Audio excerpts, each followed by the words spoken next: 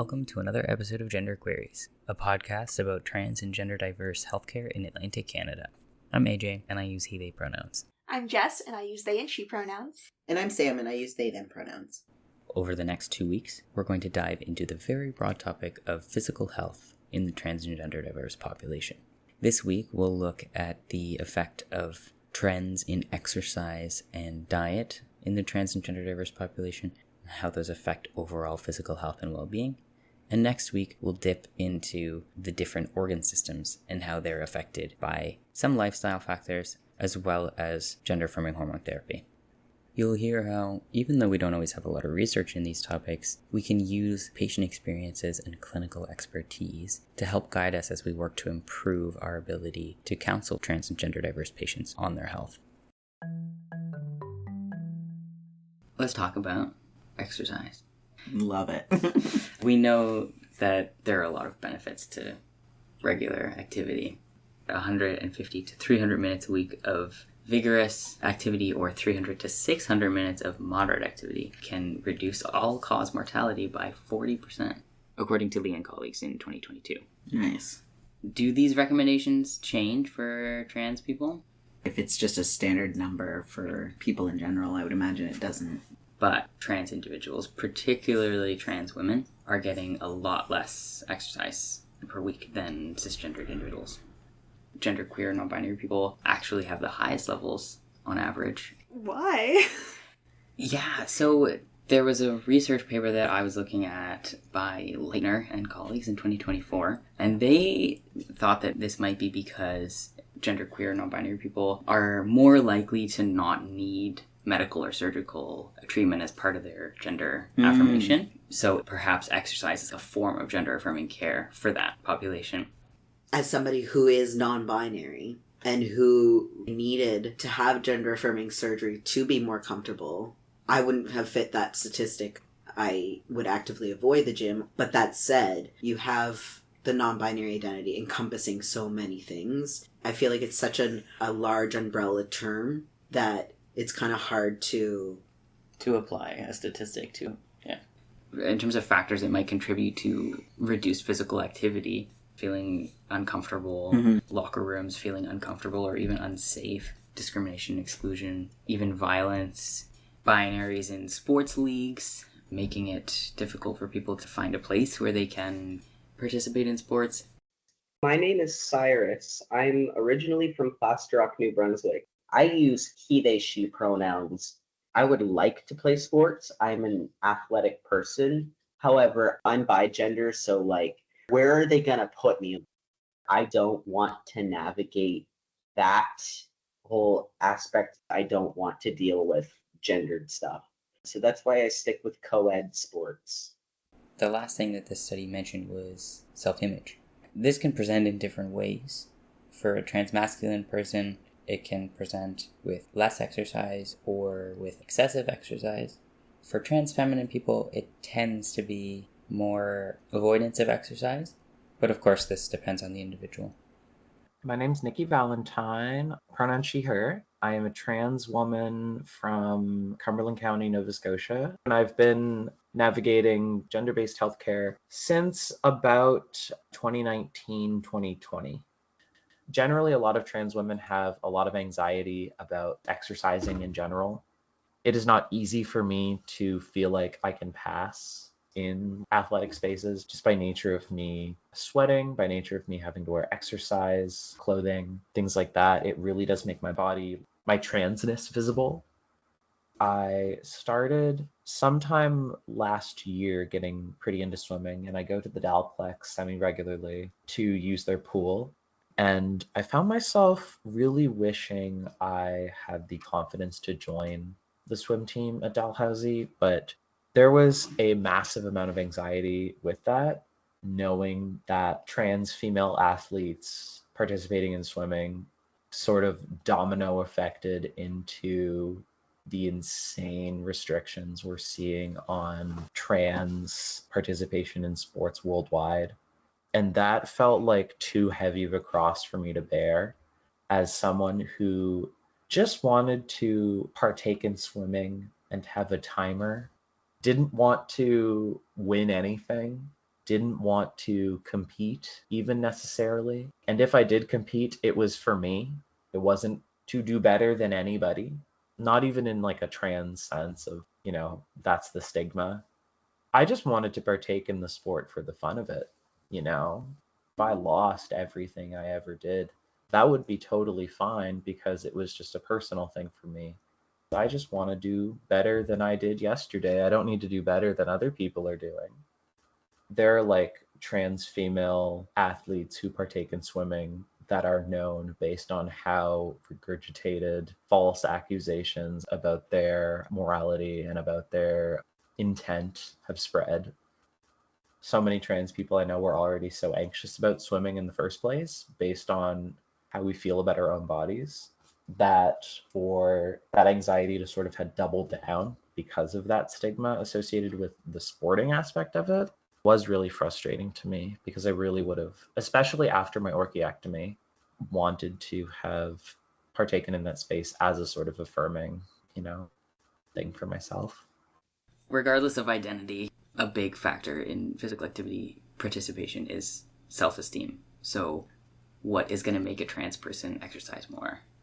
Gender affirming care. Gender affirming care and reducing stigma and addressing bullying. And probably environments maybe with other trans people or other queer people where they can all go exercise together. Yeah, exactly. And for a lot of people, as they transition, whatever that might look like for them, they do build confidence and self-esteem, and the data support that as well. So in a lot of cases, you can see the exercise levels going up after people have had access to gender affirming care. It doesn't remove all the barriers, lack of inclusion in the strict binaries for sports leagues, but it does kind of show how gender affirming care is influencing someone's life in like a lot of different ways that maybe aren't the obvious ones that you think of right away. For sure.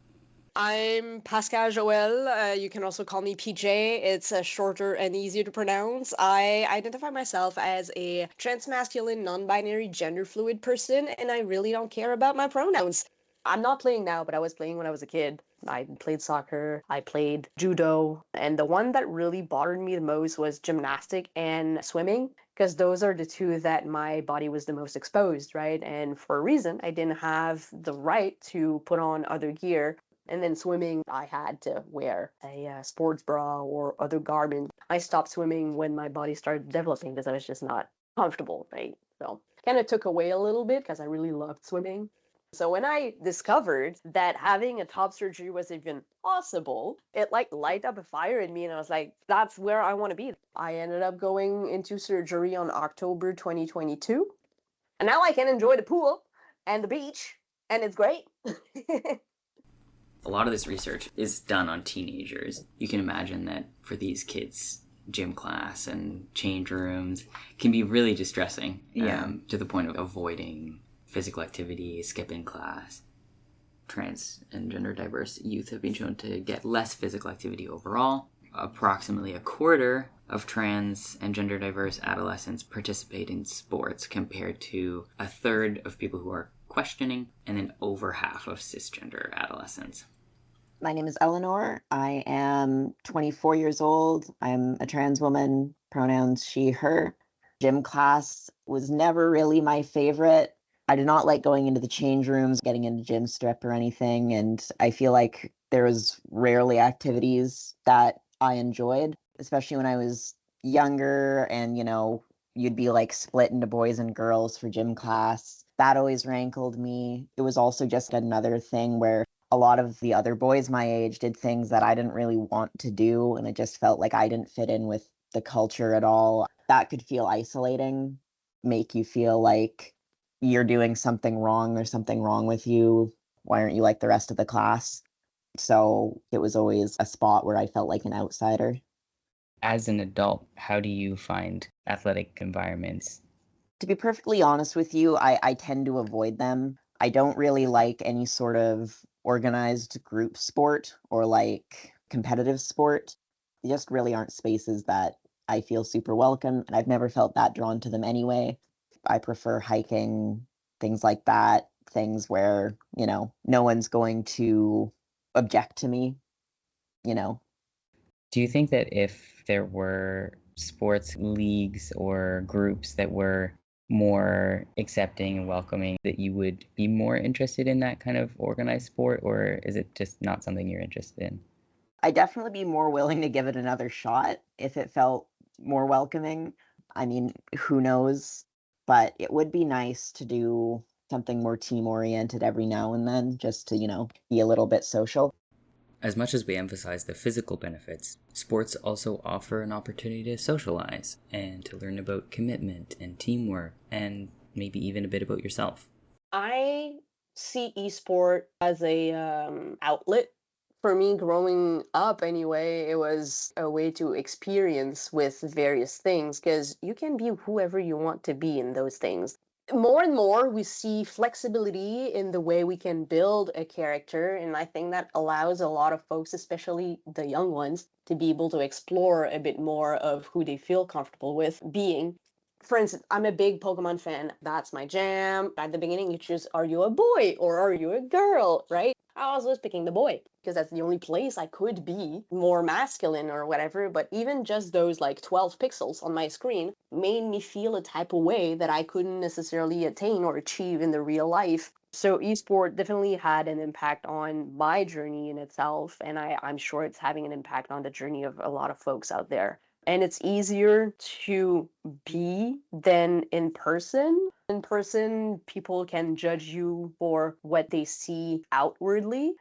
And in a persona, yeah, they judge you on what they see, but it correlates more to what you are on the inside. On a population level, we see lower rates of exercise, and we've talked about some of the different reasons why that might be. But we've also heard how people have found a way to make it work, whether that's by joining co-ed teams, sticking to individual sports or outdoor activities or esports, and there are athletic spaces where people do feel safe and they do feel welcome. Many times that's a queer league or team, but you also might find that space somewhere where you're not expecting. My name is Justine Ward. I am a 25-year-old non-binary professional wrestler. I prefer they, them pronouns. For a majority of the time that I was an athlete, I didn't know that I was non-binary. And when you did come out as non-binary, what was that like? It was just accepted. I didn't feel like I didn't belong. And that's probably one of the best things I can say about the training school that I'm at. While you may never see a rainbow in the logo, or you might not see a very obvious, we are LGBTQ friendly. If you happen to be a part of the LGBTQ, that's cool. We're good with it. You're still safe.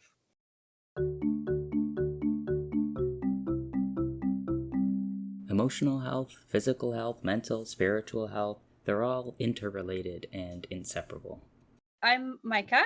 My pronouns are they, them. And I identify as queer, non-binary, and my experience of gender is very fluid. So I've come to terms with not having any sort of fixed gender state over the years.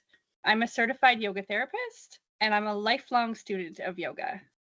When I talk about yoga, I really mean moving, breathing, meditating, ritual, chanting, lifestyle pieces. It's a really vast set of experiences and practices that we can draw on. And how does yoga fit into healthcare? There's a lot of passive therapies where practitioners are like, you need to take this pill, you need to do this thing. And I think if you're going through any kind of health crisis, you feel like you don't have a lot of control over yourself and your body. And yoga is this thing that you can do for yourself. It starts to give you a little bit of your power back because you can actively do something for your own health. My experience being non-binary out in the world, a lot of times I just feel like I'm living in my head and I sort of ignore my body and there's just a lot of thoughts in my head. I go out in public and I'm like, can they tell that I'm queer? Can they tell that I'm non-binary? Do I want them to know? Do I not want them to know? With the increase in hate that we've seen over the last couple of years, there's a whole other piece that's like, do they hate me? Do they want me here? Do they think I'm disgusting? Do I look the way that they think I should look? Also, like being a parent, I'm like, do the other parents not want their kids to hang out with my kids because of the way I am? Or will my identity negatively affect them in some way? Just traveling through life, there's always this other portion of my mind that's being taken up with what are people thinking about me? And I think it's common with a lot of people in our community. Is that something that yoga helps with? Yes. I think one of the things that yoga can really bring to two-spirit, gender diverse, and trans people is to experience your body in a different way. We experience our bodies by looking at them and saying like, oh, do I look the way that I want to be perceived today? But yoga can teach us that we have this whole world inside our bodies, that we can feel our toes from the inside, or learn to bring our attention out of our heads and into our bodies in a way that has nothing to do with gender or how it looks or anything other than this universe that opens up inside your body. And when you feel that, you sort of learn that you can trust the things that you know about yourself. You can build this intimate relationship with your body in a totally different way. And then your body kind of becomes your home, and it's super empowering. Another important element of health and well-being is nutrition. What kinds of things are providers supposed to monitor when they have patients who are on hormone therapy?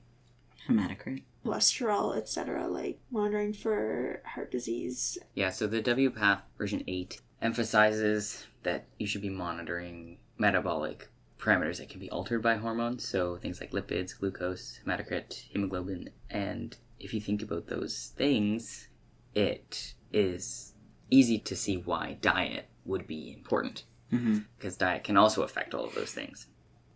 My name is Ken Mullock. My pronouns are he, him, and I'm a registered dietitian in Regina, Saskatchewan. I work in the area of chronic disease prevention and management. Before that, I worked as a trans health navigator, helping trans people navigate the healthcare system and also helping with trans health and research. And so now I really like to combine those things and help educate others about the importance of nutrition in trans care. The lived experience that I bring is I'm a trans man. I'm also gay. I've been through hormone therapy, but also top surgery and a few bottom surgeries. So I think my lived experience is important as well as my education and clinical experience. The literature that we do have is often just saying, hey, there is no studies on this. So it's frustrating being a trans person and being like, I want to know more about my health, my body, what my needs are, as well as my clients. And we're left out of research. And even when we're looking at practice guidelines, standards of care, that sort of thing for eating disorders or nutrient requirements, chronic disease, trans people just aren't talked about, aren't really included. Everything's based on this cis binary. And so it is frustrating, but I think it's inspiring to be like, okay, it's important that we're doing this work, but also it's an opportunity to really focus on client experiences and clinical experiences. That's our evidence. Our evidence is in our practice. Something that I came across was about disordered eating being more common in the trans and gender diverse community. Definitely within the trans community, we see higher rates of eating disorders. Kind of depends on what studies we look at. Again, there aren't a ton of studies on this, so we don't really know what the rates are. We see some things saying, trans people are 4 times more likely to report an eating disorder. Some studies say 2 to 18%. What I see in my day-to-day work and living in the community, I would say it's much higher than that. And what I like to say about this is there's many different reasons we see these higher rates of eating disorders. The one thing it kind of comes down to is seeking control when the way that the world perceives us or our friends and family and peers see us feels like it's out of our control. So controlling food and eating is one way to kind of seek that control. We see it at the onset of biological or natal puberty as a coping mechanism to deal with that puberty starting or to alter one's body to avoid the changes from that puberty. We also see trans people using food and eating to change their physical body, kind of as, some people may call it DIY, gender affirming therapy. So if someone isn't able to access gender affirming surgery or hormones, they may restrict their intake or greatly increase their intake of food in order to change their physical features. We also see surgeons setting BMI cutoffs for gender affirming surgery, so that can start to change someone's relationship with food. They purely see food as something to change their weight and start to develop unhealthy behaviors in order to meet cutoffs. And just, especially these days, there's a lot of pressure and fear, discomfort around being a trans person, trying to navigate the world, trying to navigate transition in a very transphobic and scary world right now. And so food can be control and comfort. If you were to look at people from maybe before they transition, or if they can't access gender affirming care, and then people that are further along in that process, whatever that looks like for that person, would you say that the rates would decrease? Yes, definitely. And we see that in a bit of the literature, but also just in practice, is steps toward and through social transition and medical transition lead to an improved relationship with food. And that's really positive to see. And something I like to say around this is eating disorders don't exist in a vacuum. Therefore, treatment cannot be in one either. Eating disorder treatment without focusing on gender affirming care will likely be ineffective. There's a study done on trans people's experiences with eating disorder treatment, and one of the participants gave this quote: "My eating disorder would never, ever have eased up as it did if I hadn't been able to transition and thus have the experience of liking and identifying with my body in that way first." So I think that's really beautiful. And as someone who's also been through a history of an eating disorder, I completely identified with that as well. I struggled a lot with an eating disorder. And when I was able to come out, start my transition, I felt so much more comfortable in my body. I didn't need to control it. I was able to develop this newfound love for my body and thus want to take care of it, want to nourish it and provide it what it needed to stay well and grow. Another thing that I came across was that the trans population has a poor diet in general. Yes. So we do see in some of the studies that most trans people don't meet their nutritional requirements, have lower intakes of fruits and vegetables, and less physical activity too. So we do see those poor markers of health and wellness among the trans community. That can come, I think, from various things. We do see lower rates of employment among trans people, higher rates of food insecurity. So that leads to lack of access to quality foods. Trans people often live in areas where there are more food deserts, so less access to fresh fruits and vegetables and that sort of thing. That could be one reason. We do see lower education rates among trans people, and with lower education, we see poor quality diets. And I think it does also come back to this altered relationship with food among trans people. And when your relationship with food isn't positive, you often don't eat as much variety and enjoy fresh foods and home cooked meals and that sort of thing as much. I think an important piece too is enjoying food, eating food with others, your family traditions, cultural foods. And if a trans person is feeling isolated or discriminated against, scared to go out, you're missing that social piece of food. And that social piece of food often leads us to enjoy a more varied diet. So I would suspect, just from what I've seen in my practice, that could be a reason that we see those generally more poor diets among the trans community. And I would say an important piece for providers to recognize is the education piece is really important when we're talking to our clients and patients about whether it be nutrition or just health. Oftentimes, if we're talking about eating disorder care, we may just tell people like, oh, it's important that you eat, you need to grow to be big and strong. Or if someone's lost their period, it's normal, you need your period back, that sort of thing. That's going to be quite triggering for trans people.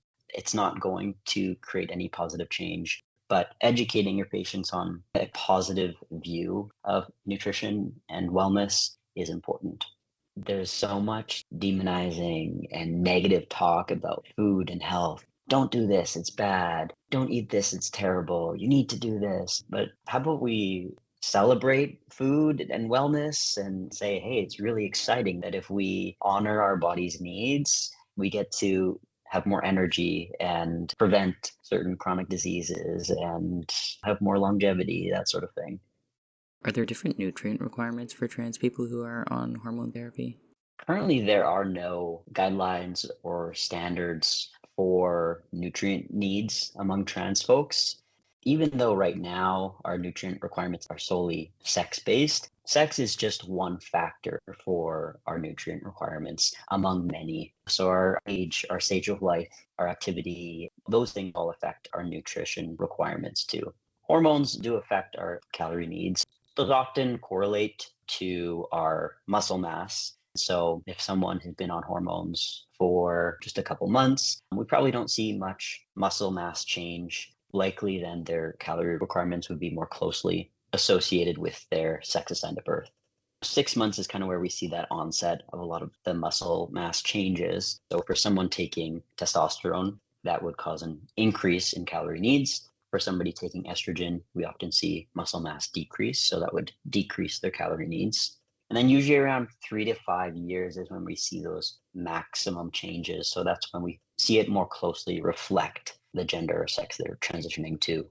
There's a lot of ways we can calculate energy requirements. If we are using one that's based on sex, so we have the Mifflin-St. Jeor equation or the Harris-Benedict equation. If somebody's kind of in those in-between stages of starting to transition on hormones, I say either take an average of the male and the female, or use a range so you can kind of see, okay, what would maybe be the minimum, what would be the maximum, how long have they been on hormones, what's the extent of change they've seen. Or, instead of doing that, using a weight-based equation. So for calorie needs, we could say we'll just use 25 to 30 calories per kilogram of body weight to base our decision making off of. So you do kind of have to get creative. You can also think about physiology when it comes to certain vitamins and minerals. So for example, iron requirements are different for cis males and cis females due to menstruation. So if we do have a patient who's transitioning, then it would come down to, is this someone assigned female at birth on testosterone who's no longer menstruating? Then we probably look at the male iron requirement. If they are still menstruating, then we use the female requirement. We do see different things for testosterone and estrogen. So for example, for people taking testosterone, we see increased LDL cholesterol and decreased HDL cholesterol. So increase of bad cholesterol, decrease of good cholesterol, which is not typically what we want to see. Testosterone can also cause increased blood pressure, cardiovascular risk, type 2 diabetes risk when other factors are present too.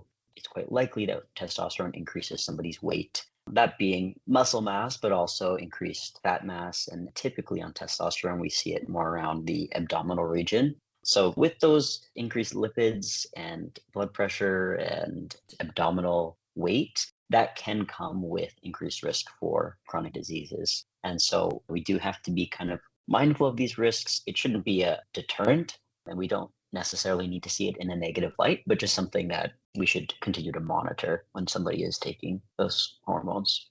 And then with testosterone, we often see an increase in appetite as well. And if there's someone who struggles with disordered eating, that can cause distress. All of a sudden, they're ravenous, feel like they can't control some of their cravings and appetite. And if they're not used to that, it can be quite an abrupt change. It can be difficult to deal with. So those are kind of the main changes with testosterone. And then with estrogen, we see more of a decreased muscle mass, increased fat mass, and that can sometimes cause more functional changes like more weakness.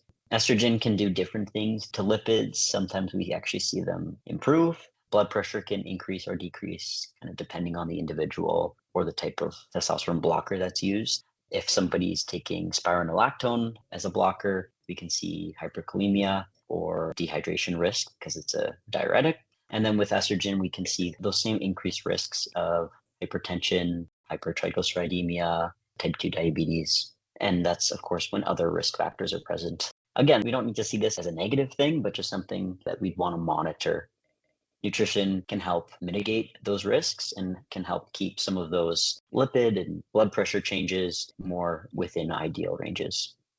I do think part of the initial stages of prescribing hormones, something that can be included is a discussion with the patient saying, hey, there may be some nutrition considerations. Would you like me to send a referral to a dietitian, or is this something that you want to continue to monitor and then go from there? Doesn't need to be a fear-based thing, though. Providers should also recognize that all food plays a role in someone's diet. As a dietitian, I'll have patients come and see me and say, well, my doctor said I can't eat this, and this other doctor told me I need to start doing this because this level's high and all of this. But we need to make sure that we're all on the same page and not giving in to too much of diet culture or establishing fear around certain foods. If a trans person is able to even access food, that's a win. So making sure that we're not putting too much emphasis on certain diets or eliminating foods and that sort of thing.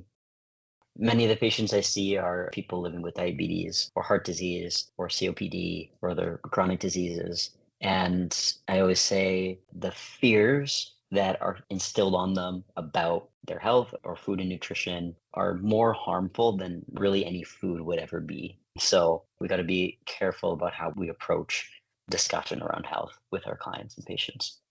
We also need to recognize that those risks aren't necessarily higher than the ones that cis people live with or anything else that we do, day to day. Everything has risk to it. It doesn't mean that we shouldn't be doing those things. So we've talked about hormones. What about surgery?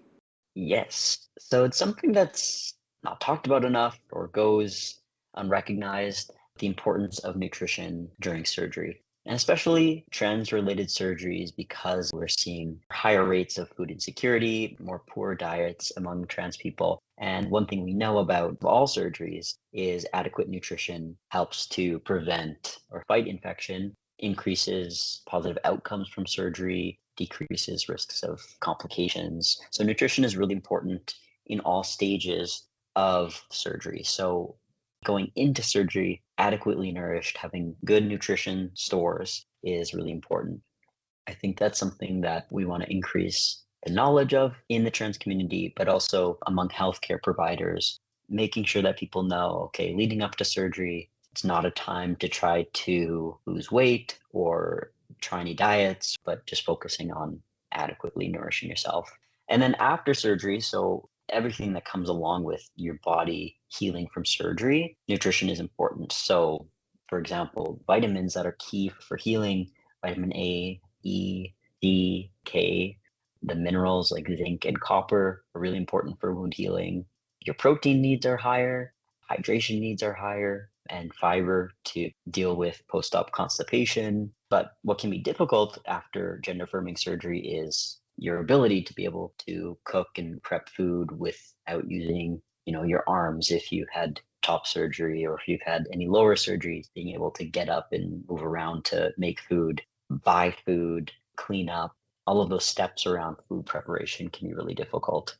People often recommend meal prepping before surgery, but meal prepping can be very expensive and time-consuming. Meal prepping is daunting too. I think a lot of people get scared when they think of meal prep because there's all these things you got to do and buy and that sort of thing. But oftentimes when I'm educating individuals about this, we talk about convenience foods that have high nutrition quality. So like canned vegetables and frozen vegetables that you can just have on hand. Or if you are relying more on processed convenience foods like packaged noodles or Kraft Dinner, that sort of thing, how can we add to it to add nutrition rather than trying to make full meals from scratch? So adding frozen vegetables or canned vegetables to those packaged noodles, or, like canned tuna and eggs as a protein source instead of having to cook fresh meats from scratch.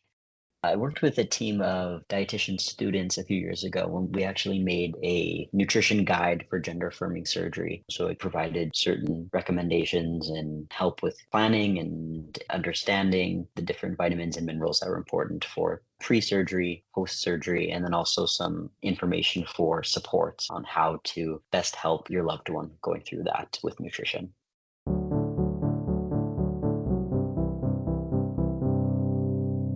Science and medicine know that well-being is multifactorial.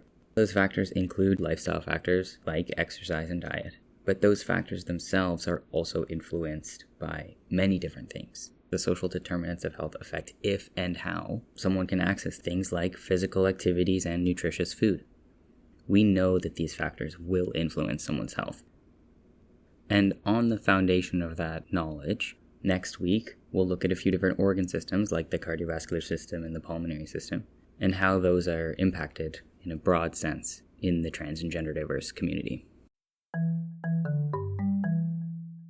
Thanks for joining us for another episode of Gender Queries, and thank you to our guests for their stories and expertise. You can check out the show notes to find our transcript, sources, and resources recommended by our guests. You can email us at genderqueriespod@gmail.com or find us on Instagram at genderqueriespod.